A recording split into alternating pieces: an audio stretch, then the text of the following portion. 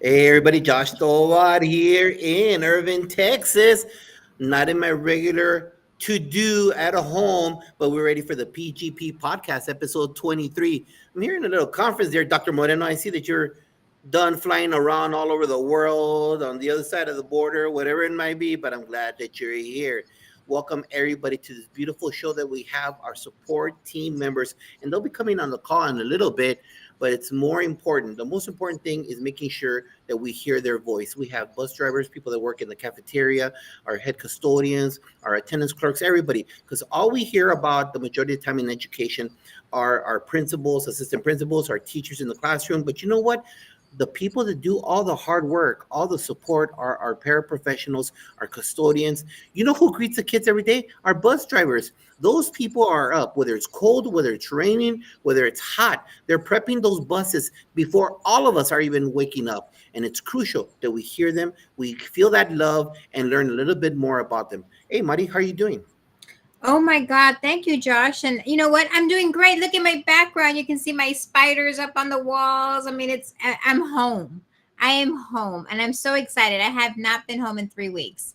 So I've crossed the border, came back, went back. I've been all over the place, but it is a great time for me because I get to sleep in my bed tonight. I'm super excited, but I'm only here for a couple of days because I'm off to East Texas later on in the week.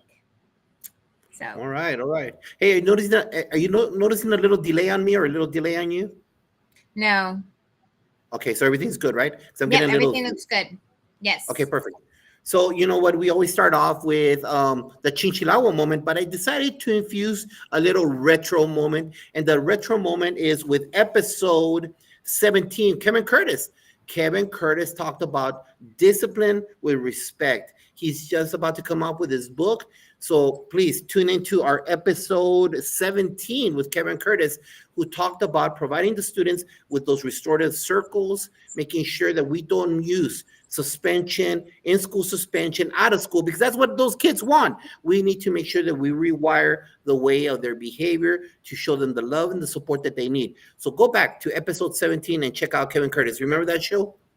I remember that show and it was so good too. I learned so much from that particular show myself. So I hope everybody goes back and watches it. Definitely. Nice. And you know what?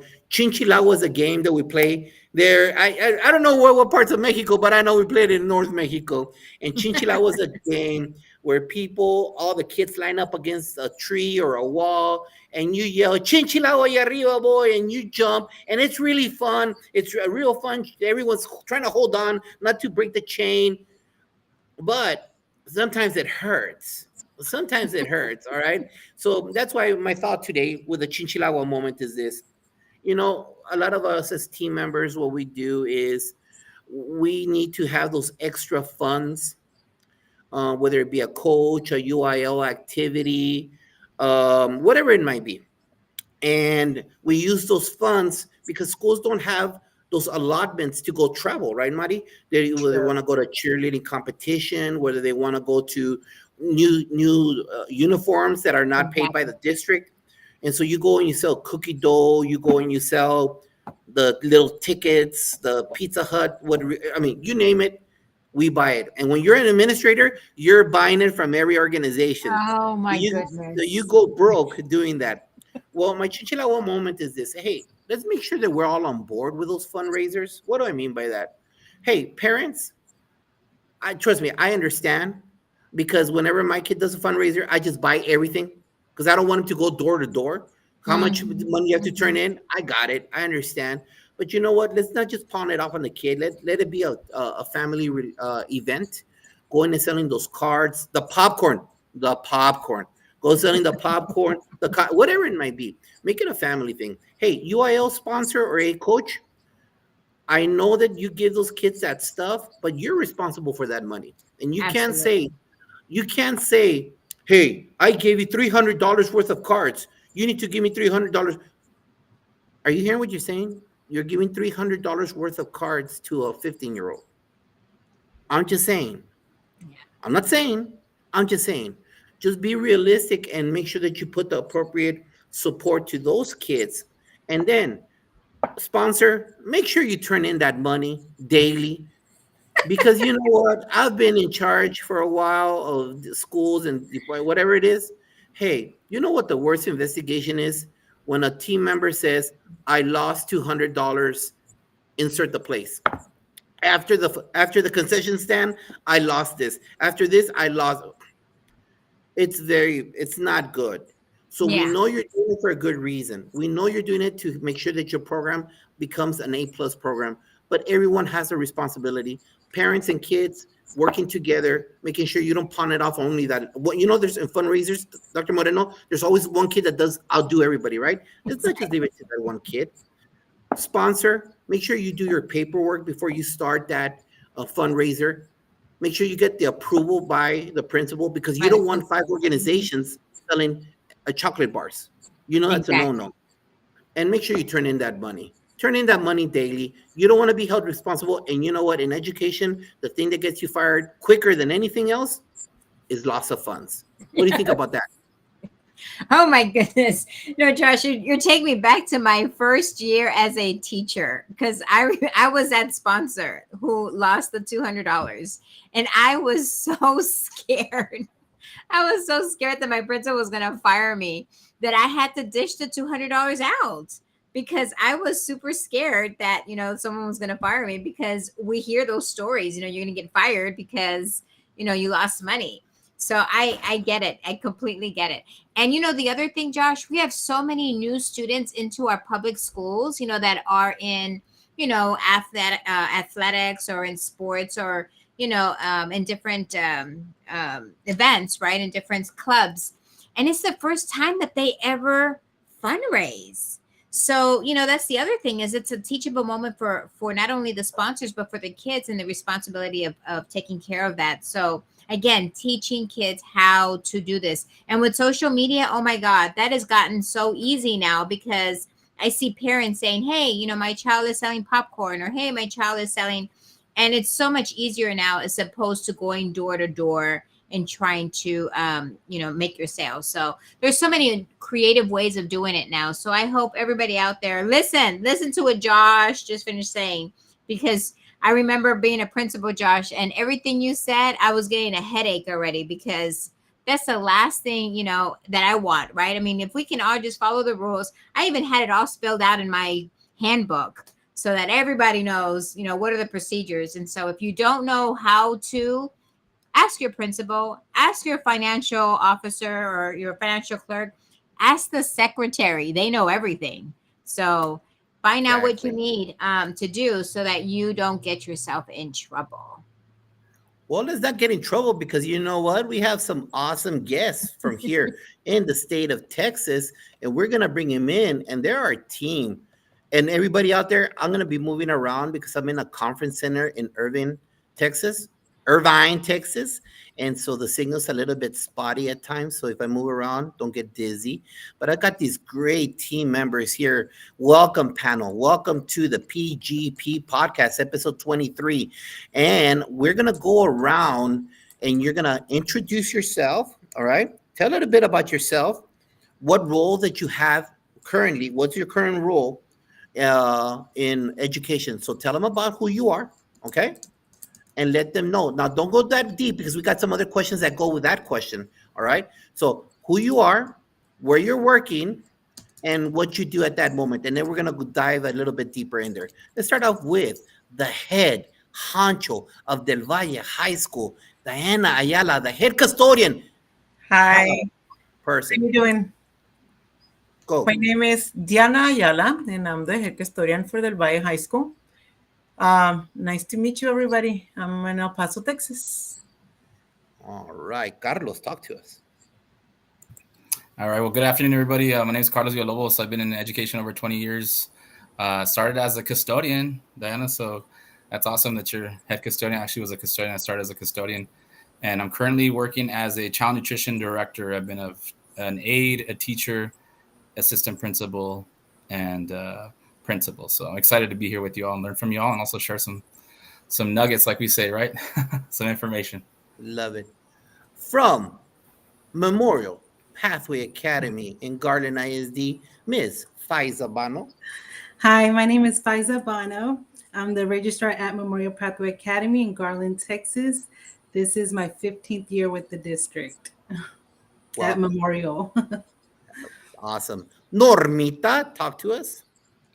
Hi, everybody. My name is Norma Garcia. I work for the Sled Independent School District as an attendance PIMS clerk. I'm representing my Hanks Middle School people.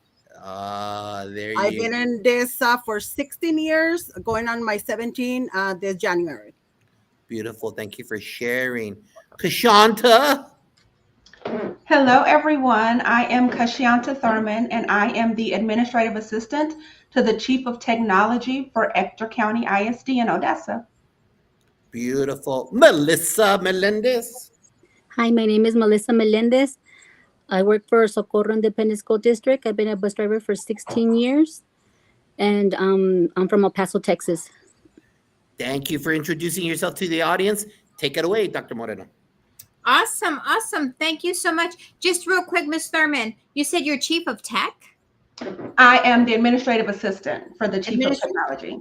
Okay. I'm trying to Yes. tailor my questions to fit the role. So thank you for sharing. Yes, ma'am. So I'm super excited. We have such a wide array of folks today, and I'm super excited because as a former principal myself, okay, I would always say my bus drivers, my nutritionists, my custodians, my PIMS clerk, oh my God, they were always getting me out of trouble, right? And making sure that I was always in compliance. You guys are the heartbeat of the school. And I want to make sure that I first highlight that because many people sometimes forget who does all of the dirty work in our schools, right? Who really kind of rolls up their sleeves. And so first of all, I want to applaud all of you for doing the work that you do because you guys are amazing. So thank you. You guys are still working on it. I finally retired and Josh is right behind me one day. But we'll talk about that in another segment. But I want everybody out there in the audience to kind of know a little bit more about you.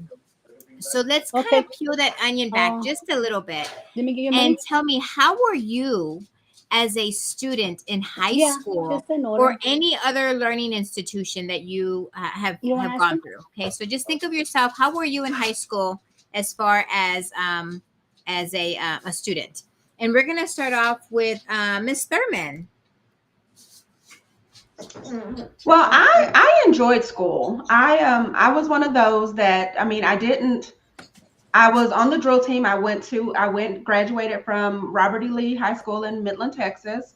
I was back then we were called Dixie Dolls. I was a Dixie Doll for 3 years. And really, especially being Lee, there was a lot of people that didn't look like me. There was only like 2 of us actually as Dixie Dolls for Robert E. Lee. So that was a different experience for me.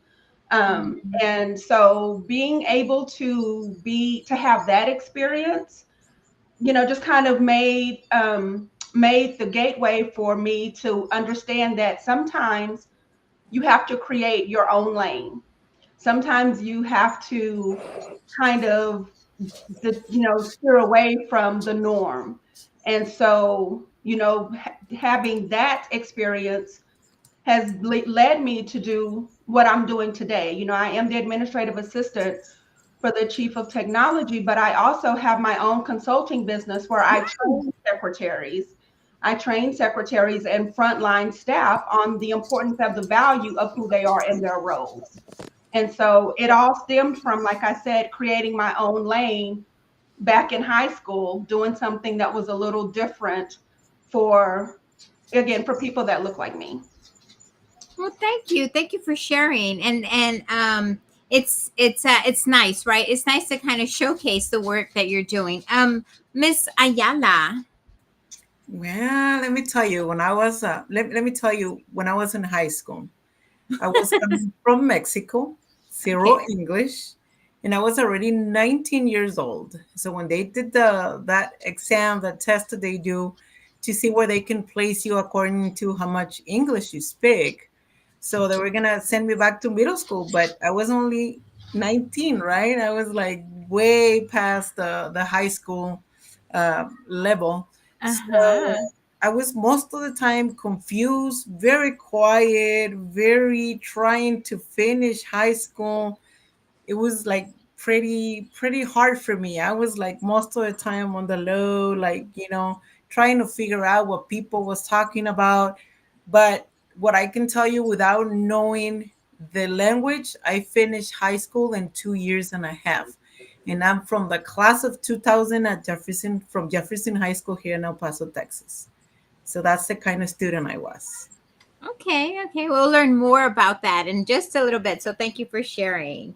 Mr. Villalobos. That's a good question. So I think all of us, there's a time where you take school not very serious. So I was kind of the kid that got in trouble in middle school. I like to talk a lot. They get me in trouble a lot. So kind of living that now. I have a daughter, same thing.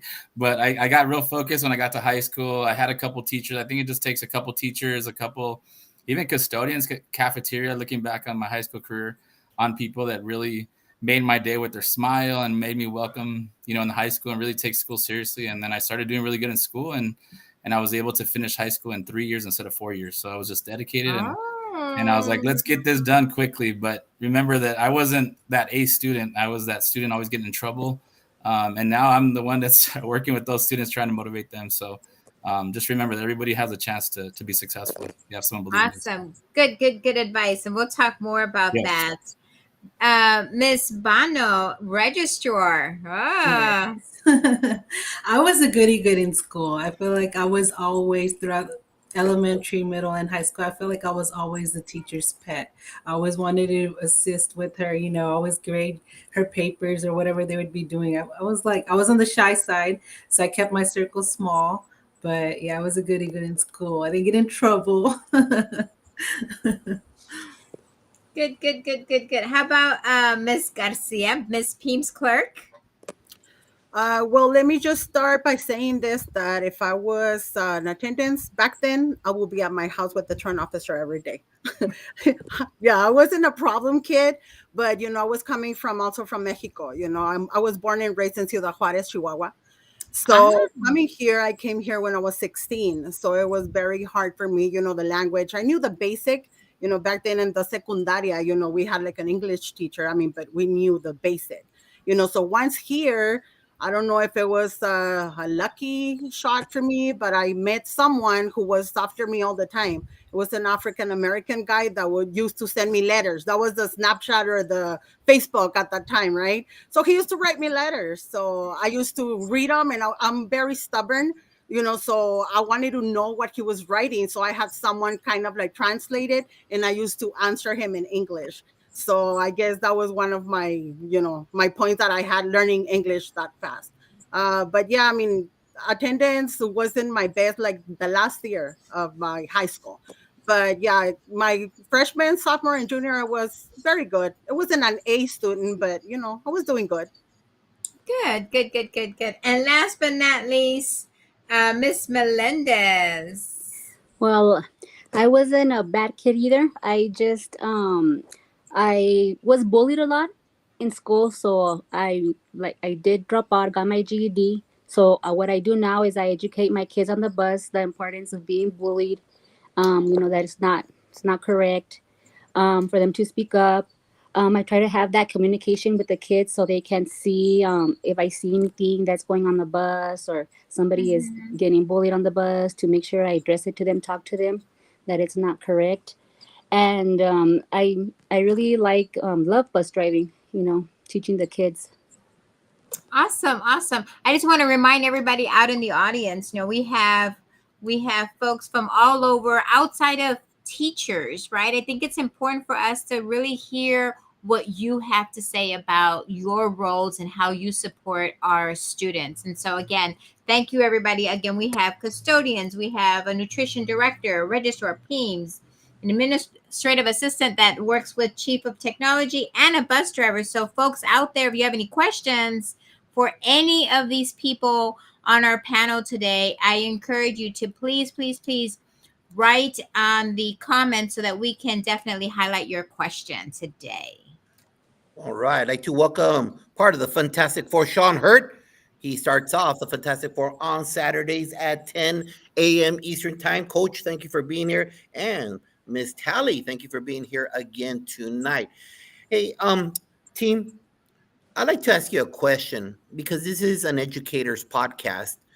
I want you to share with the audience who inspired you as who was your educator that inspired you? Who motivated you or put that spirit in you while you walked those hallways? Because yeah, we heard the stories. Some of you had some discipline issues, like myself, but we always had that individual. So who inspired you within the hallways that you walked, and what do you feel that's number one? Who inspired you? Why? And the second part is, what do you think today? What do you think kids need today? To keep that motivation like you received it. All right. So this question is, who inspired you and why? Why did that person inspire you? And right now, since you work with kids every single last day, what do you think that they need to maintain that focus, that ganas to move ahead? Carlos. Well, I think it's a great question. I think I played sports in school, middle school, and high school. So anybody that's played sports, I had a couple coaches that really pushed me to be good in the field, but also in the classroom. And I remember I had a coach named Coach Barscala, actually, and he was like, you got to do good in school. You don't have your grades. I mean, he just really believed in me and saw something in me that I didn't know I had. And so I started doing really good in grades, staying after practice, coming early, being on time.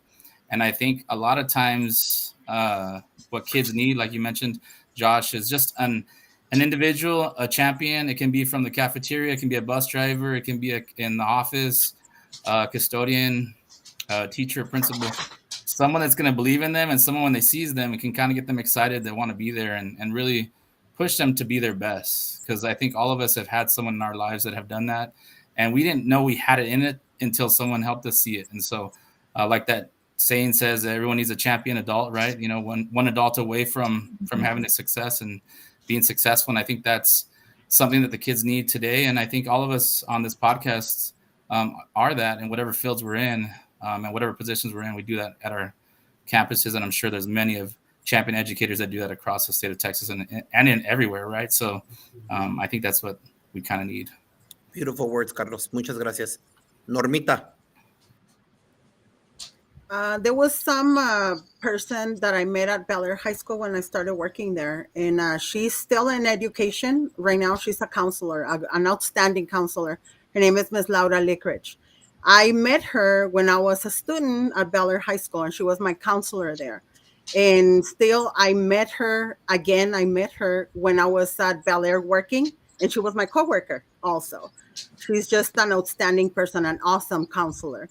I think that the kids nowadays need more communication with the adults. I mean, we don't know what they're going through, and it's very sad, me as an attendance, to hear parents, going into campus saying, my kid is going to be out for so many days because, they were admitted to a mental health clinic. I do believe that they need more communication with adults, not only with the parents itself, but with the counselors, with the teachers. We just need to find out, what's really wrong with them, or, just listen to their concerns or to their feelings, so that way maybe we can understand what's wrong with them. Beautiful, Norma. Thank you for sharing. Melissa. The person that inspired me came a little later in life for me, and one of them is you, Mr. Tovar, and another one is Miss Angie Soto.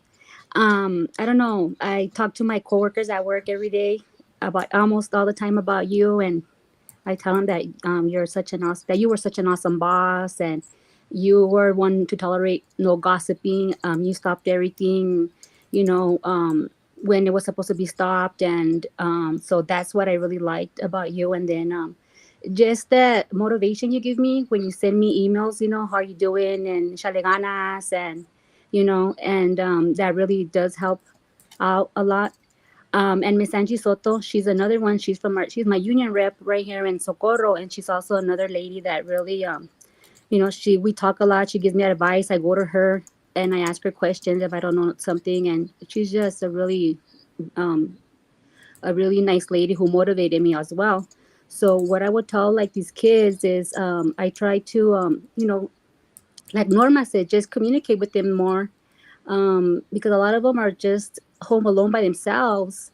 They don't have the parents' guidance, or so for me important is like she said, just communicate. And I always tell them, stay in school. And because since I didn't go to school, I try to motivate them, say stay in school, do good, get good grades, stay out of trouble. Because a lot of these kids that I talk to on the bus, they're always in truant's office, or they're always or they're ditching. And I try to motivate them and tell them not to skip school. That is very important. Well, Melissa, thank you. I appreciate your words. And very kind of you. Thank you. Welcome to Chapter 2, person number 2 of the Fantastic Four, Shika Houston, part of the Doctors with Tammy Taylor. Thank you for being here, being part of the Fantastic Four. Faiza Bano, talk to us. Hi. So for me, it was my high school counselor. I was just going to do high school. I had no plan to go get a college or anything like that. She really pushed me. She's retired now, Miss Duncan. But she pushed me to go get she was like, just start off with your college degree. She's like, go get a college degree. And after that, she was like, if you can do your college, go for your bachelor's. And she kept pushing me, even though I was like, no, I wouldn't be able to do it. But she was the one who I feel like really pushed me in getting my bachelor's degree. For students, I feel like they need more one-on-one attention. I feel like they need to be looked at more individually, so we can help each student individually, and then that would, make a change. Thank you, Faisa. Kashanta? Well, for me, what comes to mind is I have 3 individuals in mind. For me, my first one is my 3rd grade teacher, Miss Baeza. Miss Baeza was such a wonderful lady in my life. I remember her vividly. She came to my baby shower, my 3rd grade teacher.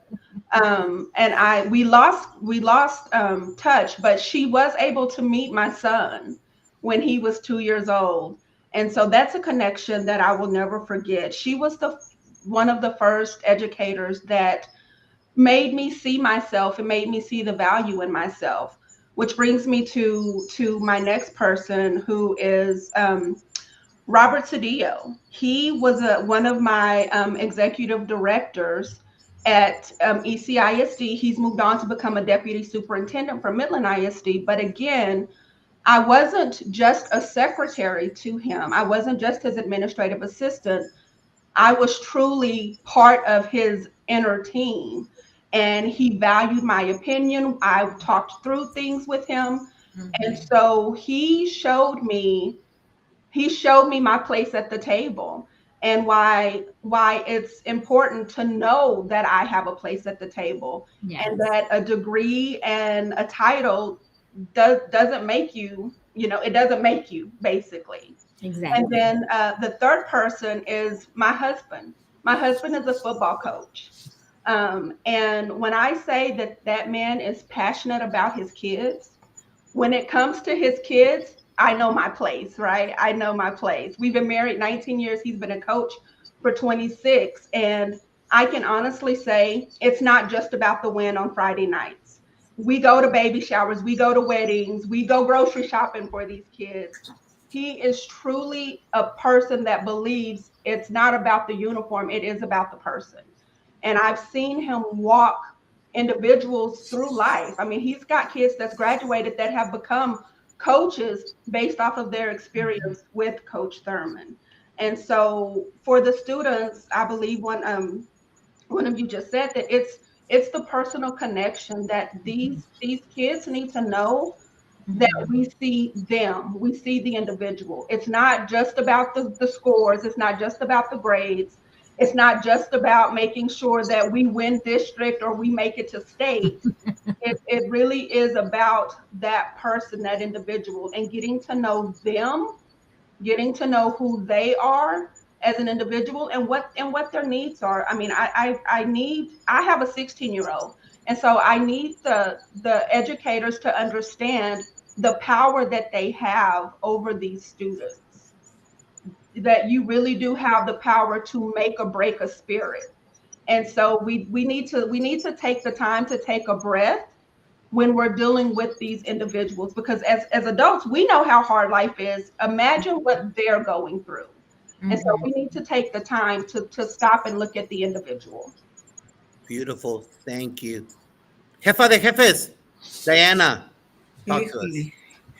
Well, the person that really, and you know who I'm going to talk about, and that's going to be my physical science teacher, Miss Tovar, paz descanse. She was a type of person to like feel you welcome and then to give you the vámonos, vámonos, what are you doing? No parking, no parking. That type of person, it makes you feel welcome to a new experience that you want to learn more, no matter how short your vocabulary is, no matter what you're going through. She will make you feel at home when you're at school. I think we need more teachers like that.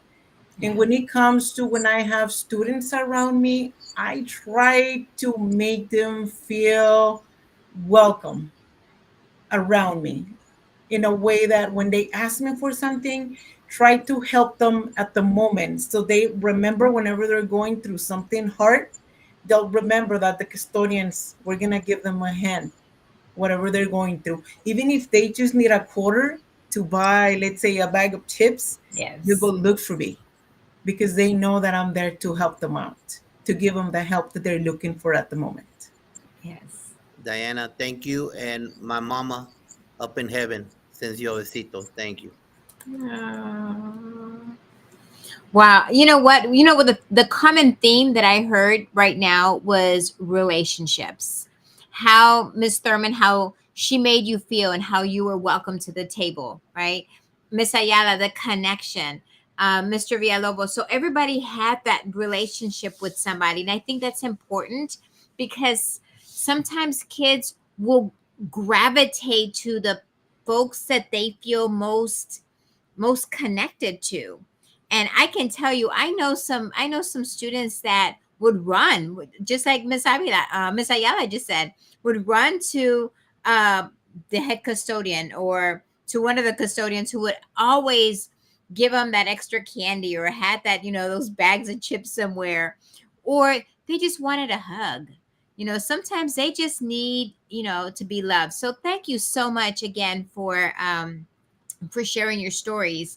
Um, I want you guys to help the audience know a little bit more about what you do on a daily basis because many times people don't connect your role to how we support our students. So I want you to describe to the audience out there, what do you do on a daily basis to help students and what brings joy to your life when you're at work? And I want to start off with Miss Melendez. Um, my thing is, I love being a bus driver. I just like to see the kids each morning when they get on the bus and, greet them. And, they're so funny. And, it makes my day, my morning go by. And when they, like you said, they're always asking if we have something. They come out hungry at 3 o'clock. They want food. So I try to keep snacks for them to give them, even though we're not supposed to, but I still do it because then you see all those cute little faces and you can't say no to them.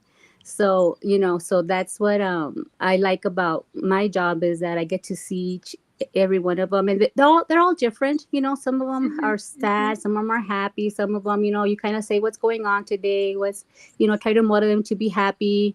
Everything's going to be okay. And so that's what I like about my job are my kids. Like I love driving.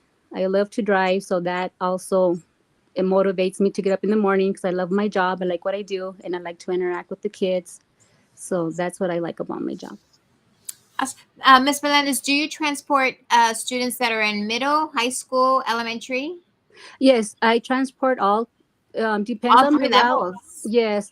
Yeah, last year I had just high school, middle school, and some little ones. This year I have the overflows that don't fit in the school, so those are just pure elementary. So I don't have a high school this year nor a middle school. But that's why. But I transport all type, even like, no, I don't want to say the bad kids because it's not, but the ones that go to like keys and all that. So we get all Alternative. type of, yeah, it's all Mhm, homeless kids, mhm. and so we get all types of kids that we transport all over the school. But there's no such thing as a bad kid. They're all good. We all have good kids. I love the fact that we have you on the panel today because there's so many kids that you get to see them first thing in the morning, right? And so having that smile on your face, and welcoming them really Yes. makes a difference, It right? does. It does make a difference on the kids because if they see you all mad, all down, then you don't have that connection with them, and you want to have that connection with them in case not be afraid of you, if they have a problem going on or they need help or they need something. Have that relationship with them as a driver and a student. To be able to identify anything, if they want something, need something, or anything I can help them in. So it's nice to have that connection with them. That connection. Awesome, awesome. Ms. Garcia, as a PEMS clerk, oh my goodness, let me tell you, you have all the data and the compliance and everything, right? So, I mean, you have some heavy um, lifting to do, right? So, how do you see yourself in this role? I don't know if you guys have heard of that saying, back in the day when they tell you you're the milusos. Well, that's kind of me. Yeah, I mean, we help out each other, there, all the other clerks and myself included. But yeah, I do attendance PIMS. So it's basically all rosters for teachers, the substitute rosters, all the medical notes, the call-ins, the sign-outs, you name it. I'm in charge of all the court related issues. So I do the court paperwork for my truant officer, conference letters, home visits, address verifications. So yeah, there's like a lot of paperwork involved. And the morning, I mean, we start school at 8:30 in the morning. So I get to know a lot of the kids, because we have those kids that are always late, so it's kind of our usual kids, so they're kind of like, oh yeah, there's Miss Garcia there looking at me getting late again, so we get to meet all the regulars, like I call them, you're my regular. Mhm. Miss, how do you know my name? Well, you're here every single day, like on the dot, but I used to call them frequent flyers. yes, that's what I call them. Exactly, exactly. I mean, I'm right at the door, so I can see them already. When the parents drop them off at the door, so I'm already writing the pass. I mean, then they haven't even told me their names. I mean, don't ask me what I cooked this morning because I won't remember, but I'll remember all those kids' names and phone numbers and addresses. You name it. It's crazy. It's just it's just very weird. Yeah, I mean, but you get to have that connection with the kids as well. Because I mean, you get to know a little bit of their story or The history with the story. parents. Yes. When they come in, you're like to, it depends on the face that they have on in the morning when they arrive. Some of them even get there crying, because I mean, they're upset because the parent were kind of like, hurry up, you're late. Or, so I Mhm.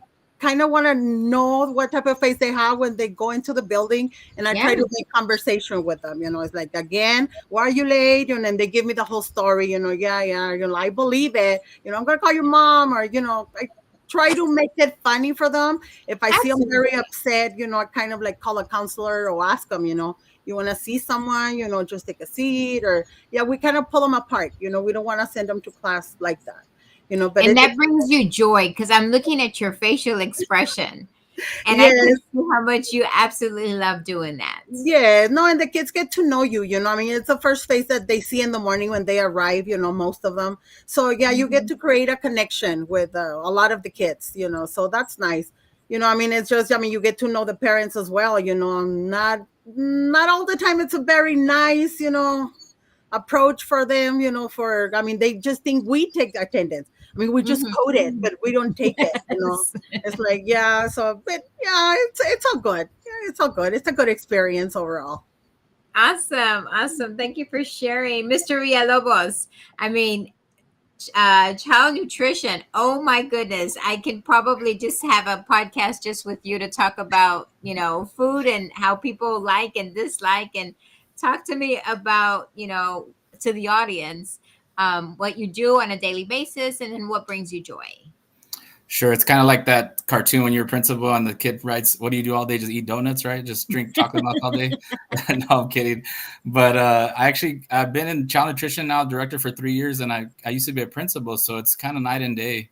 But what I do is I stop by all the schools. I think in any type of role that you're in, visibility is super important as a leader. So I like to visit all the schools.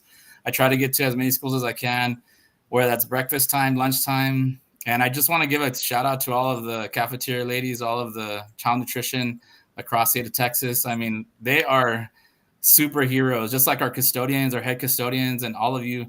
I mean, didn't understand what magic was until I went to go see them prepare food and do it in such an awesome manner and so quickly and try to, and with all of the compliancy that we have as a state of Texas, it's very difficult to try to make this food taste good without no salt and no seasoning and no different things, right? So it's hard, but they work their magic. And if you notice, I'm sure in all your schools, the cafeterias do a great job to provide meals. So I visit all the schools. I usually will hang out for a breakfast or a lunchtime. I like to be with the kids. I'm just like all of you. I think the kids make my day, even staff, just checking in with them, getting feedback from them, asking them how their day's going. Sometimes we'll sit with the kids during lunchtime and just kind of talk with them. And just check on the food. We'll check on the food, make sure everything's good, how we can improve, make it better. I'm real big also on just making sure the presentation looks good. A lot of times kids don't want to eat because it looks a little suspicious, like they say, like sus, like the kids say. But we want to make sure that it doesn't look sus for them. And we want to make sure it looks good and present it real fresh, everything. And if we got to pack the different foods to make the fruit or vegetables look more enticing for them to take, because we also noticed after COVID, I came into this role after COVID, a lot of kids don't want to touch a vegetable or fruit. It doesn't matter how it looks or how it is a salad. They just don't want to touch it. So we're trying to find ways to make it, to be innovative with that so that kids will want to eat fruits and vegetables and just help them understand the importance of eating salads and fruit and vegetable throughout the day, because they have long days, whether they're elementary, middle, or high school. Yeah. And just like adults, we got to eat, right? Because what happens when you don't eat, even as adults, I know probably Josh and you all get all hangry, right? So when you don't eat, so you need to make sure we eat. But that's just kind of like a quick day of my day. Hey, Mr. Villalobos, I went to a school. I was visiting a school and I was passing by the cafeteria, and they were actually giving out little packets of Tajín. Yes. And I'm like, wow, that is pretty cool. I wish I had Tajín when I was in school. Yeah, a lot of the teachers don't like it, but it's a way to get the kids to want to eat. And it's a low sodium Tajín, so it actually has low salt. So it makes kids want to eat. So fruit and vegetables. So yeah, we do Tajín packets, and we also do a fresh salad bar in our district. Hey, Carlos. Yeah. Can you tell that person in Wisconsin, because we tend to forget, can you tell that person in Iowa what Tajín is, please? So Tajín I need to bring it. It's just a little seasoning of chili, and it has kind of like a tint of lime in it. And it makes any vegetable. You can put on cucumbers, watermelon. It's delicious. If you haven't tried it, that should be your homework for after this podcast, is to find yourself some Tajín. And if not, I can get go to Amazon. Yeah. They can sell it on Amazon. There you go. All right, let's not forget our audience, guys. All right, it's not all Hispanics. All right, it's a World Wide Web. All right, let's educate everybody. Are you kidding me? I carry Tajín in my briefcase now because everywhere I go, I need to have my Tajín. So if I'm in Africa, I'm going to take my Tajín with me because I'm not going to find it there. There you go. But you got to try it. It's really good for you. But that's a little bit about how the day is for me in child nutrition. Awesome. Thank you. Yeah, no problem. Ms. Manos, registrars. So tell the audience, how do you support students daily and what brings you joy? Well, as a registrar, most of my day is behind a computer or files. I do enter the course completions. We have a lot of students who do Edgenuity on our campus. So entering those course completions in or working on transcripts.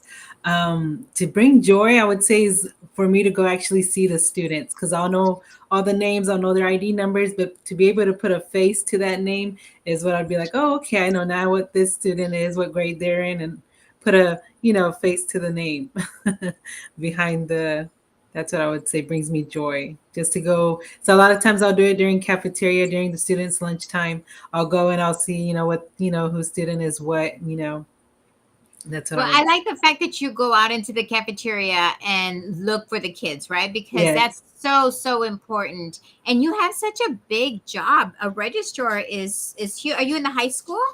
Well, it's middle and high school. Middle and high school. Uh-huh. Okay, well, I mean, even a big job, right? Because you're all about the credits, and you're the one who And the certifies data it. and all the So entry. You have to stay focused and detailed. Yes. I love it. I love it. Miss Ayala, talk to me. Well, for me, it's the beginning. It's opening the gates, turning the lights on, making sure everything is clean, the paint of the building, the windows, fire extinguishers, making sure the restrooms are clean all day, especially when they're finished with the breakfast. Make sure there's no Oh, spills or anything that can cause, like, for someone to have a slip and fall accident. The grounds of the school, you name it, organizing the calendar just to make sure that if we're going to have a sports event, we have someone available. We're everywhere. I have 18 custodians. They're wow. my beautiful people. They always know what to do, who to call. They're always on their toes, like looking around. And I think we once you finish the first 9 weeks, you can see like so many faces, and then you become familiar with the students. Sometimes you're like, oh, Mhm. and they tell you buenos dias, good morning, and they go, hey, bis, ¿cómo está? That kind of little, like, saying hi, and it makes you feel good. It makes you feel like you're like welcoming the students, and we're everywhere. We're everywhere. Temperatures, you name it, we're there. And in my job, at the beginning, I used to think, why there's always so many people here in the building?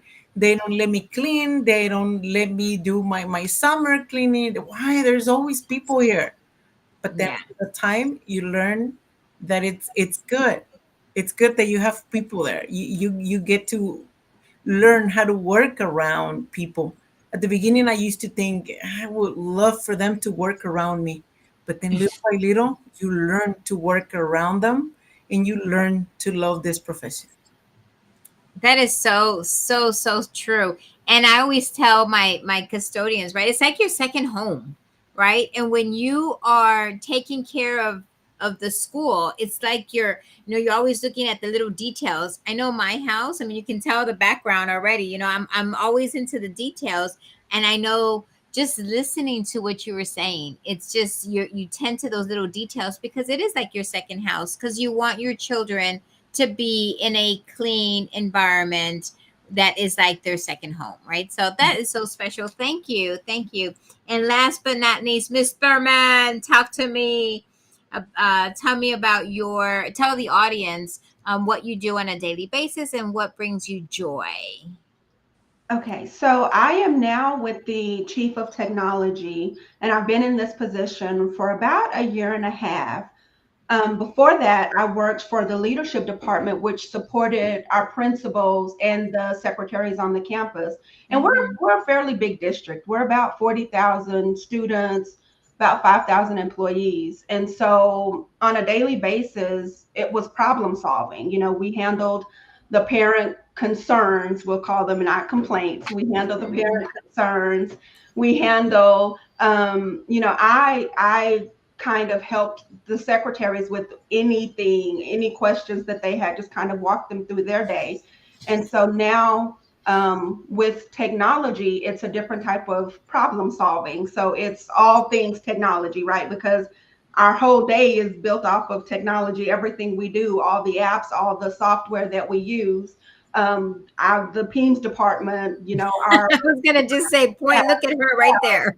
we do focus, all of just everything that has to do with your computer, with your smart board, with your Mhm. telephone system. So it's all day long. It's problem solving, just whatever problems come up, whether it be with the parents, with the concerns, with the principals, with the secretaries, or with your computer. So all day long, and no 2 days look the same.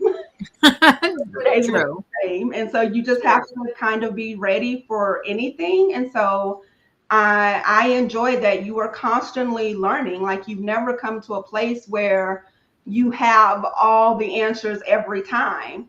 You know, sometimes the answer is, let me get back to you on that. You know, thank you for that. Let me get back to you on that. But being able to learn on a daily basis and being able to contribute.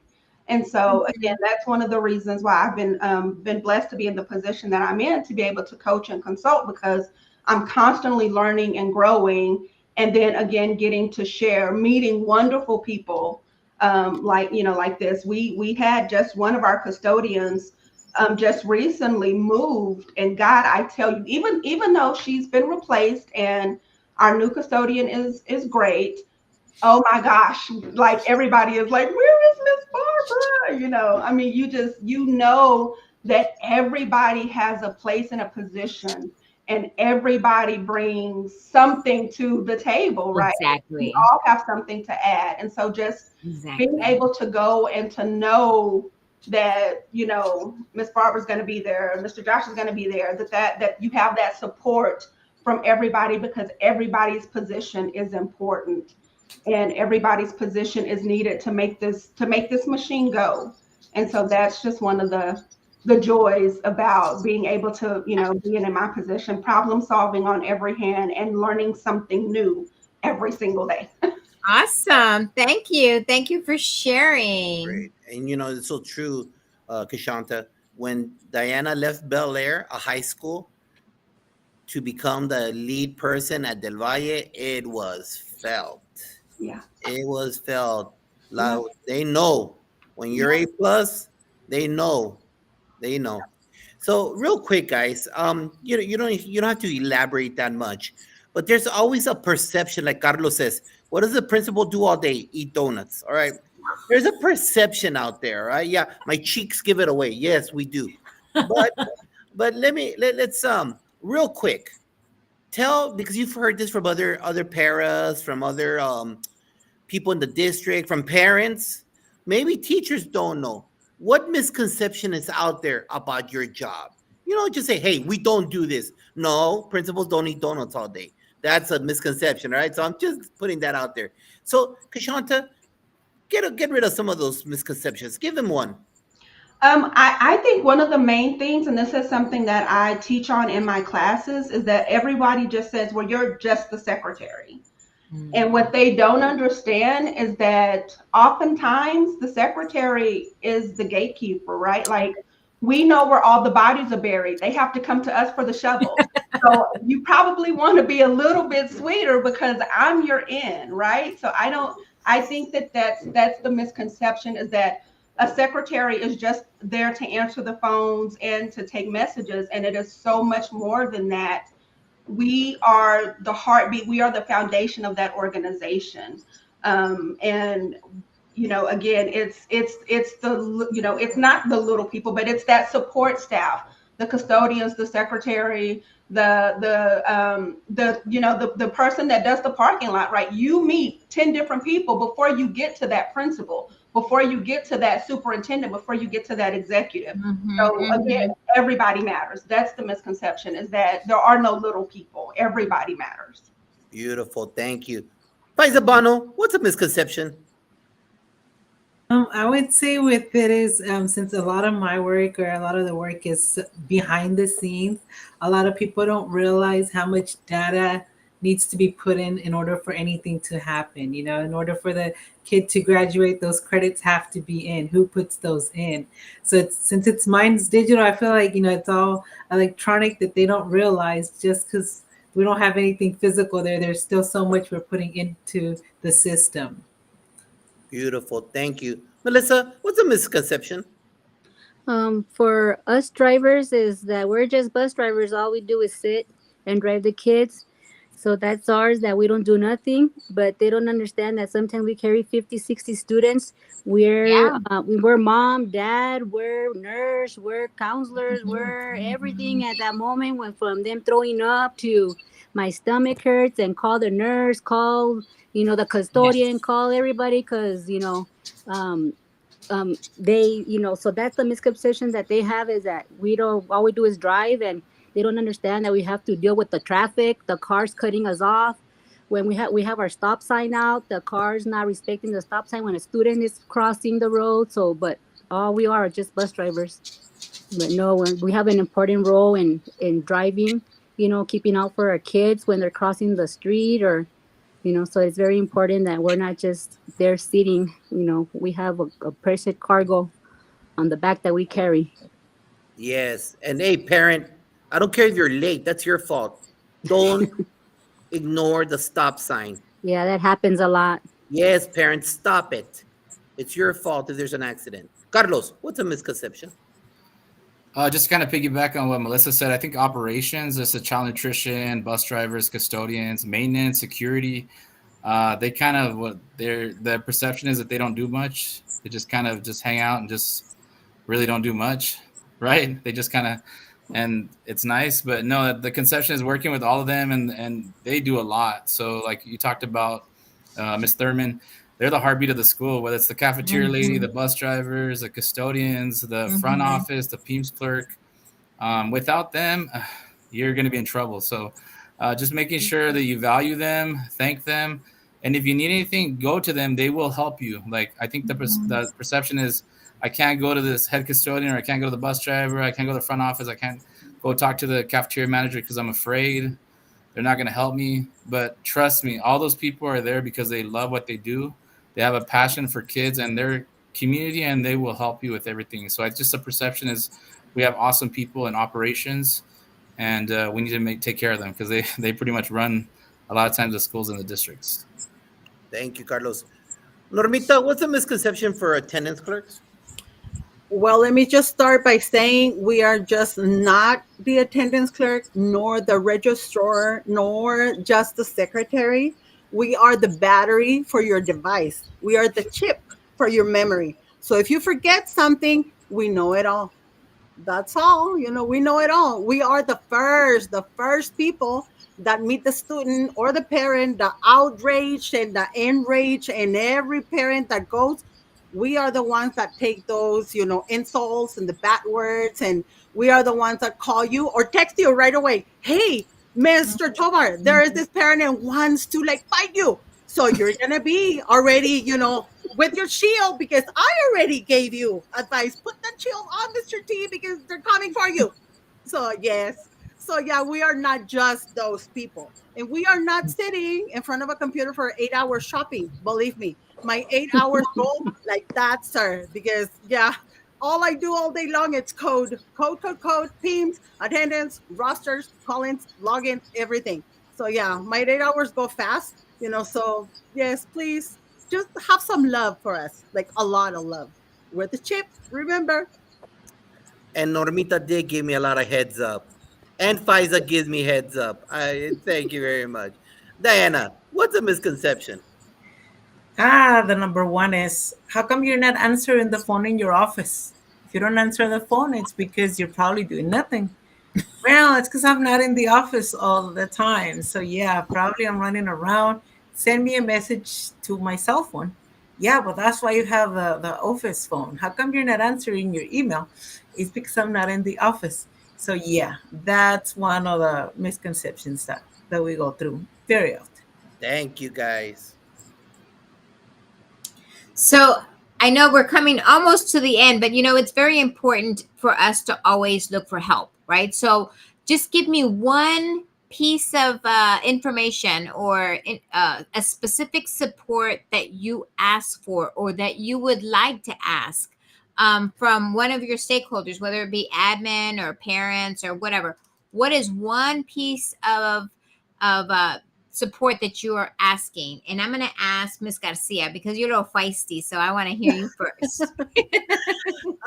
Well, you just have to be, ma'am. You have to be a little feisty, I like just to let them know that, I know that the teachers have 20 plus kids or probably 30 plus kids every single time. Every period of the day, but we have 1,000 plus kids, all for us. It's 2 attendance clerks for us in the office, and it's 1,000 plus kids, So yeah, we have to just advise for them to just have us a little patience, and yeah, we're on it. We're always on it. You know, I like to run reports, and I believe me when I tell you that I know who's absent for 3 days in a row. I know.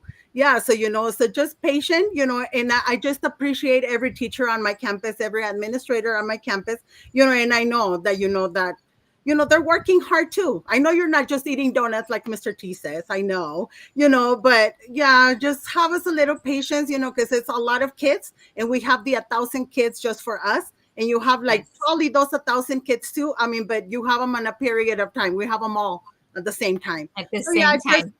just a little bit of patience. A little bit of patience. Yes, Awesome, and just awesome. respect each other's positions there. Ms. Banos, since you're kind of in the same kind of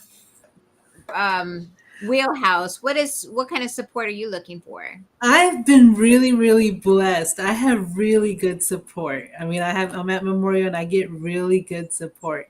If I need anything, I've been blessed. That's what I'm gonna say. So I have really good support. I wouldn't be able to say I would need more. I just get a lot of support. Awesome, awesome, awesome. So you're good. Yes. Ms. Thurman, how about you? What kind of support are you looking for from, any of your stakeholders? Well, I think one of the main things is that, especially in the school districts, I think that we need to invest in our front line more. A lot of the time when we look at professional learnings, they want to train the teachers, the counselors, the supervisors, the principals, but we really don't invest in our front line. I agree. And so, finding trainings that pertain to them, like customer service, professional development is not a one size fits all. And so you can't just throw them in a training where the teachers and the principals are. I think that we need our own professional development that speaks to our positions. And so that's one of the things that I've created is speaking to our frontline staff, speaking to those first faces, the first impression, the first voice, the first face that you hear and see. So the support, I think we need more support in investing in our frontline specific to them. I love that. And thank you for kind of showcasing that, right? And letting other people know, because we need to hear that. So thank you. Ms. Melendez. I think that we need, I hear a lot at my work is that we need a lot of support from our director. We don't have his support in something, we go to him with questions or concerns, and, we don't have that. And if you don't have that relationship with your boss, it's really hard for you to go and, ask them for the help, because then you just are like, they don't do anything anyways. But our boss is this, our boss is that. So he needs to have that connection. And I think that that's very important because if, we do our job correct, he looks good, and if we don't do our job, he looks bad, and so right now at my work, that's what we need is for our director is more support from him, that we have his support, we have that confidence with him, and we don't have it. So I think to me it's very important that, he should have more of that relationship with his staff and get to know us, And get to know. He doesn't know. Say that. He doesn't know half of us there, So I think it's very important that he gets to know his staff as we get to know our kids. Absolutely. So to me, it's very important is knowing your staff. Awesome. Awesome. Thank you. Thank you for sharing. Mr. Villalobos. Yeah, I would just add two things. I think a lot of times people just want to be treated as a professional. I think something that I've learned in different roles, doesn't matter if you have a degree or not. I think that was mentioned earlier. Treat everybody as a professional. I know it's that saying, treat the way you want to be treated. You want respect. You talked about that. You need to give respect. But treat everyone as a professional. And if you do, you'll be surprised to see how they even carry themselves different. I've seen that. If I go and talk to a cafeteria manager or cafeteria staff or another employee, maintenance worker or bus driver, whatever, and I say, hey, I need your help with this, but I don't talk to them professional, then I don't really have their attitude is different with me, right? They don't really want to help me out. They're like, okay, director, don't talk to me. But I'm going to teach you and treat you like a professional. And then that goes back to one other thing is a communication. I think there has to be a communication both sides. I have to over communicate, and that's from a campus level to whether you're a principal. I think learning that, I think as a principal, you think you're communicating well, but you're not. as a director or a supervisor, you think you're communicating, but just that communication has to be very clear. And like you mentioned, I think that your team has to feel comfortable going to you if they have questions, because sometimes people are scared to ask for help, or I can't ask Diana because she's gonna get mad at me, or I can't ask Mr. Tovar because he's gonna get mad at me. No, like I'm just giving an example of Diana, but I know you're not like that. but we want to be open, and they want to say, hey, I'm gonna go ask her I'm gonna ask her because I know they're gonna help me out. So communication and being professional with each other, I think, are two things that we can ask for. Awesome. And last but not least, Miss Ayala. I'm gonna agree with Mr. Villalobos. Yes. Having Communications and professionalism. Yeah, having different administrators for so many years, you learn from them. And one of the things that some of them give, it's listening, understanding what you asking for, and then as little as taking 5 minutes to ask you, how are you doing? How is your crew doing? What is it that you need the most so we can do better as a team? I think that's very important. Yeah. Awesome. Great ideas, suggestions, thoughts. And it's that time. It's the Échale Ganas time. Lightning round. This is not like 30 hours, guys. It's a lightning round. So this is the PGP podcast, Puras Ganas podcast. And if you're seeing this for the first time in Wisconsin, Ganas is a spiritual word for all Hispanics all over. This is what great grandmothers used to tell their daughters. They tell their kids, uncles tell their kids. Everyone tells that to each other. Doesn't matter what. It's an inspiration. There is no equate in Encyclopedia Britannica. There is no grit. Grit is not equal. I despise when people say grit. It is not grit. Ganas is a spiritual word. And so I want you guys with your answers right now to make sure que le echen ganas. I want you to motivate and inspire those educators that are returning from intercession, from break. We're taking off to break, wherever it is, but you need to inspire people. So here we go. We're going to get started up there. Con la jefa, con Diana. Here we go. Ready, Diana? Lightning round. No rollo, eh? No, Wait. ready. Here we go. Be humble. Échale ganas. Have empathy for the others. Diana. Yes. No tu show, es mi show. Espérate la question. Espérate, no eres head custodian del podcast. I was gonna go super fast. Espérate. I gotta ask you, then you say it. Okay.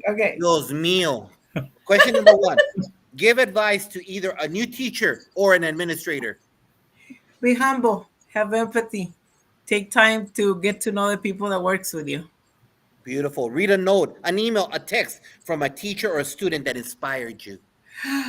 You know what? It was so many people at Del Valle. I was the employee of the year, and everybody told me how they feel about me, and it feels amazing. Beautiful. Send some flowers to an educator that inspires you. My flowers are to you, because even when the years are passing by, you still bien jalador, a hard worker. There you go. Thank you. Who do you recommend that people should follow?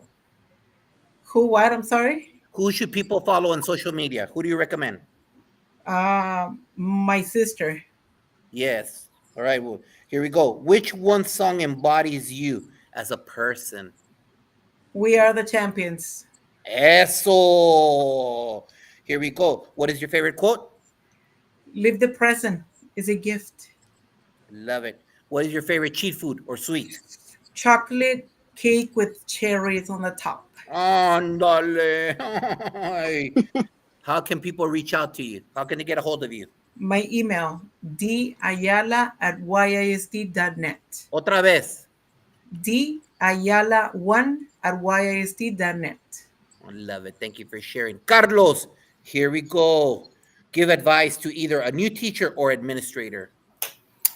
Just a quick advice. I think this is going to be applied to teachers or administrators. I think relationships are key, but meaningful relationships, connections are going to take you far. So whether you're a teacher to your students, an administrator to your staff, director to your employees, make sure you have a connection and get to know them. And then you'll see that everything will work out in the end. Beautiful. Read a note, an email, text from a teacher or student that inspired you. So we always get a lot of negative with the food. I've been getting kind of lately. I've been like have my tomatoes thrown at me, literally almost.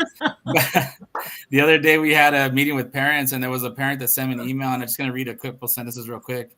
I wanted to say thank you for the info yesterday at yesterday's parent meeting. You'll have a lot to deal with when it comes to food served to our kiddos. I'm very grateful for everything y'all do and the cafeteria staff for providing meals. Just know that my daughter loves the lemon bread, and she talks about it for days. Thank you, Ms. Chavez. So just wanted to share that positivity, because sometimes with food there's a lot of negativity, but there's a positive right there. Perfect. Send some flowers to a current educator that inspires you. So I actually want to send my flowers to. I'm actually a part of a group. It's called the Wolfpack. So it's a group made up of retired principals, current principals, directors. There's a guy that works out of HR and in the space department. We have a fireman in there that's retired. We have a lot of people higher ups, and it's a really cool. I invite everyone to have some type of connection or mentoring group that you can kind of check in with. And it's a lot of guys, and it's about 10 people, and it's just good to always check in with a group and just to see how you're doing. And they can always bring you back and sometimes tell you, hey, what's wrong with you? You know, get back to what you're supposed to do. Or also you can motivate them as well. So just a big shout out to them. Someone people should follow on social media. Yeah, so a couple of people that are in there is actually Mr. Robert Robledo. He's in Isleta. He's a principal at Eastwood Knolls. He's a really good friend of mine.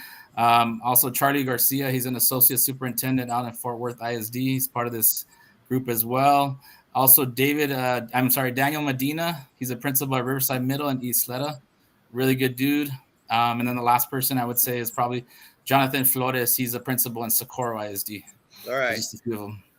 Beautiful. What is one song that embodies you as a person, your spirit?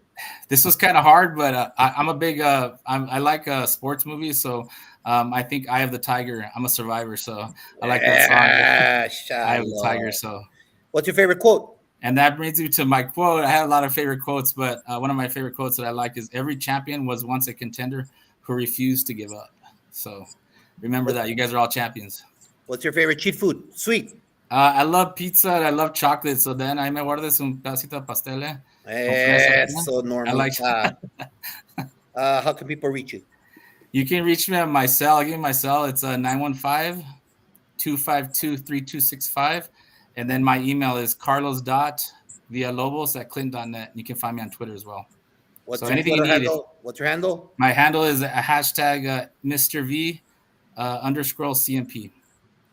Normita, give advice to either a teacher or an administrator. Well, the only advice that I can give to a teacher or administrator is that you need to be our best friend. We are your best friends. We know everybody firsthand before they get to you. Like I said before, we're your shield. So yeah, love us. Just love us always. Read a note, an email, text from a teacher or student that inspired you. You know, for the notes, I could read you emails, notes, even letters from my past students or even present students. I'm in a middle school now. But I think every student is important to me. They all teach you lesson life. They all have something special to offer to this world. So just treat everybody with respect. And, you know, just like Mr. Villalobos said, treat everybody the way you want to be treated. Send some flowers to a current educator that inspires you. Miss Laura Lickridge, counselor. She is in her 47th year as a counselor, as an educator. So she inspires me every day. Who should people follow on social media? You, sir.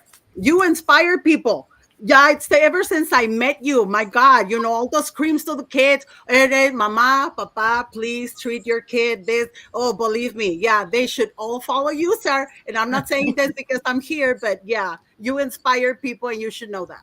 Thank you very much. I don't know. When you guys do that, I don't know what to say next. All right. What's one song that embodies you? Your spirit. Una canción de Normita. Okay, I'm a 17-year breast cancer survivor. So one of the songs that I actually love is The Climb by Miley Cyrus. You know, there's obstacles in life. There's mountains that you have to climb and overcome. So yeah, that'll be the song. Beautiful. What's your favorite quote? My favorite quote is, there's only one person that can make you happy in this lifetime, and that it's you. So you need to love yourself. What's your favorite cheat food? Oh God, don't even get me started with that. But I will say pistachio ice cream and almond joy and sabritones, of course. Inside joke right there. Yes, You gotta explain what that is, though, I right? can't. It's an inside joke. All right, yes. here we go. How can people reach you? They can reach me. You know, I'm a proud member of the Hanks community. I work for Hanks Middle School. So I'm representing, again, El Paso, Texas, Hanks Middle School. So you can reach me there, Hanks Middle School, 915-434-5300. You can ask for Miss Garcia. I'm there 24/7. I guess I sleep there. I'm almost there, always there. All right, Kashanta, here we go. Give advice to either a new teacher or administrator. I think the main thing is to get to know your people, everyone by name. I mean, I know that it's important that we know the students and everything, but it's also important that we know the custodians, that we know our lunch handlers, that we know the person that comes and cuts our grass. Getting to know the individuals that are in our building, not just because they're in our building, but because they are individuals that help this organization stay afloat. So I think getting on a first name basis with the individuals because they are the foundation. Read a note, an email, text from a teacher or student that inspired you. Well, this isn't from a teacher or a student, but it is from someone that is a colleague that actually attended one of my trainings. And so just a part of it was that I just wanted to let you know that I truly enjoyed your trainings and all that you have to offer me in our campus. I also wanted to thank Dr. Johnson for remembering the district secretaries and getting us this training with you. In my 34 years, I have never had any trainings offered. In talking to the other ladies, I believe you are a godsend to all of us secretaries because through your training, you helped us find worthiness. Beautiful. Send some flowers to a current educator.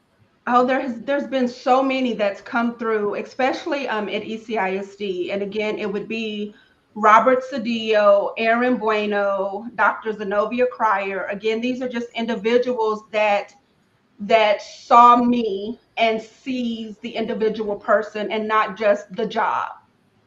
Who should people follow on social media? Miss Norma took it. I was gonna say you.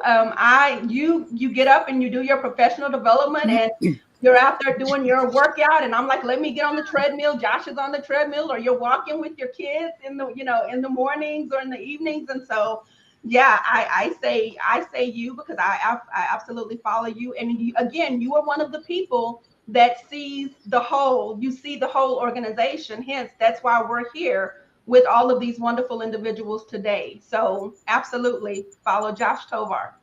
Thank you. What's one song that embodies you, your spirit? My spirit is Michelle Williams, When Jesus Says Yes, No One Can Say No. So I absolutely believe that people do not have the authority to block your blessings. Amen. Yeah. What's your favorite quote? And my favorite quote, let me go to it so I can get it right, is Proverbs. And I'm trying to pull it up here. It is Proverbs 30:32. Do not confess the negative thoughts in your mind. Rather speak life to every situation around you. So I am in a speak life, not limits phase. We're speaking life to every situation. Amen. Favorite cheat food? Sweet? Oh, I am a sugar ant. So anything with lots of sugar. Cakes, cookies, ice cream, as you can see, yeah, I'm not turning it down. Tell people how they could reach you, most importantly, for your services. Go. Yes. So I am KT Executive Services, and you can find me at ktexecutiveservices.com. That is my website. And I do trainings. I do customized trainings for frontline secretarial staff. I travel. I do virtual.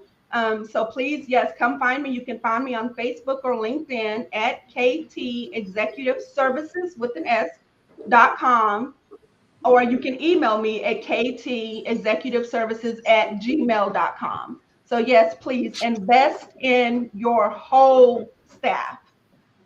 Love it. Hello, my Faiza. Are you ready, Faiza?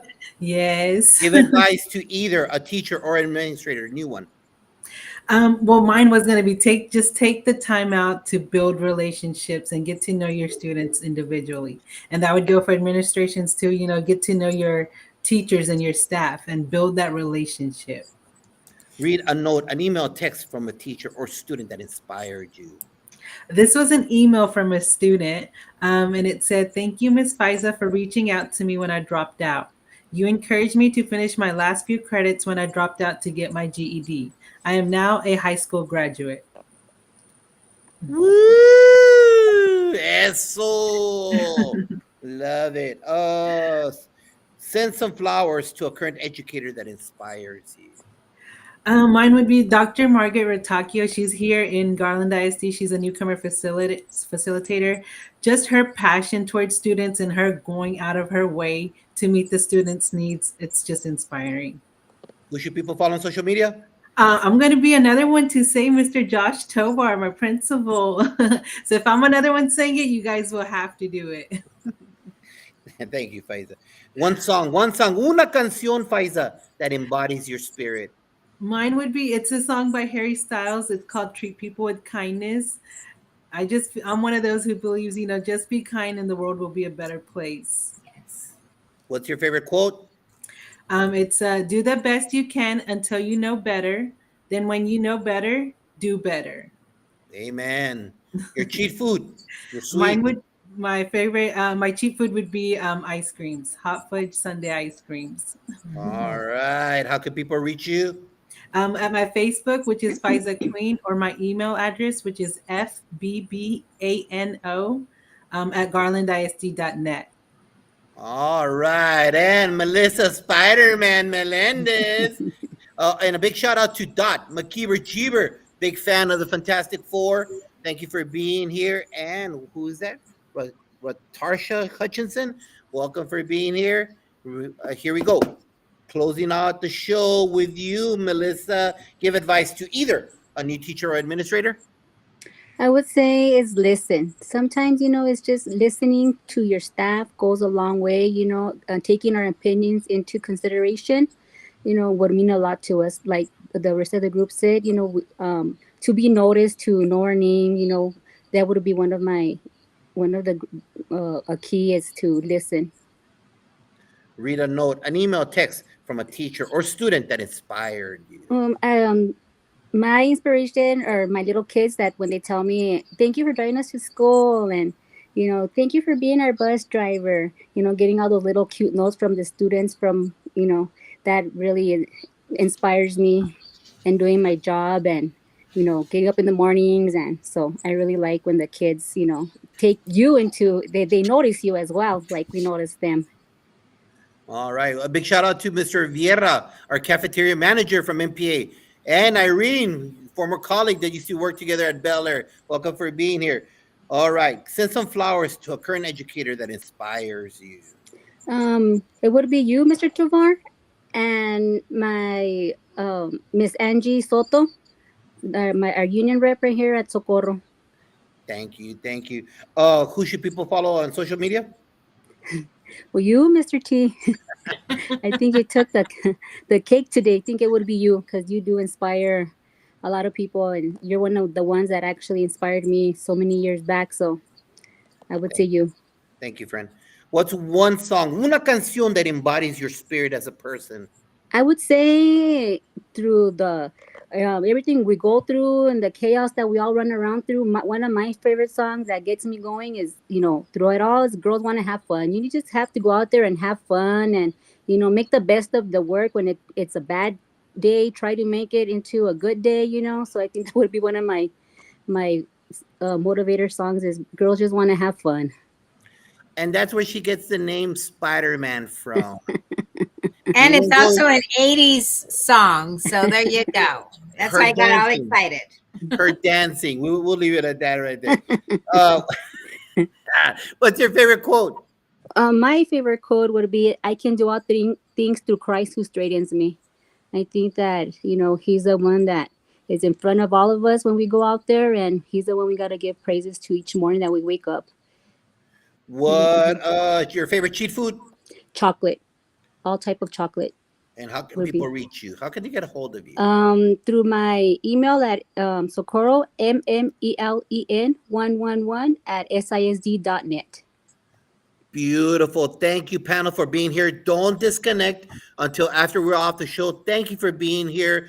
Appreciate that. You got it. Normally we say the teachers in the trenches. No, these are the trenches. These are the support systems. These are the bags that put up the protection for the trenches. These are the individuals that graduate kids, that get into school, that maintain a beautiful school, feed them every single last day, and are always with the parents, letting them know, hey, your kid is this. I don't know what this is at that moment of the call, but they're the ones doing that at that second. Thank you for panel for being here. And next week, don't forget, episode 24, we will be having first year. It's my first year. Different levels, just like tonight. It's their first year this year in that slot. So find out what they're going through. Are they happy? Are they not happy? We'll find out next week. And the following 2 weeks, the book that I co-authored, Grow Your Why, we'll have authors from that book back to back. So join us. Thank you for being here, panel. Love you. Take care. Y échale ganas mañana. Adiós.